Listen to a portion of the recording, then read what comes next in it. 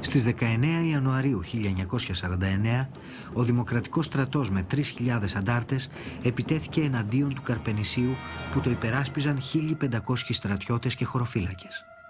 Επικεφαλής των ανταρτών ήταν ο μετέπειτα ηγέτης του Κομμουνιστικού Κόμματος Ελλάδος Χαρίλαος Φλωράκης και ο Γιάννης Αλεξάνδρου, γνωστός και ως Καπετάν Διαμαντής. Κατά τη διάρκεια των επιχειρήσεων κατερρίφθη ένα αναγνωριστικό αεροπλάνο, στο οποίο επέβαιναν ένας Έλληνας και ένας Αμερικάνος πιλότος. Βγήκαμε όλοι στο Καρπενήσι και χτυπούσαμε το αεροπλάνο με οτιδήποτε, ακόμα και με πιστόλια. Το αεροπλάνο έπεσε. Το προσγείωσε μάλλον ο οποίος χτυπήθηκε. Ο πιλότος, ο Έλληνας. Ο Αμερικανός βγήκε σώος. Όμως όταν κατέβηκε ένας αντάρτης, τώρα μεγάλο σφάλμα ήταν αυτό, τον χτύπησε από πίσω και σκοτώθηκε.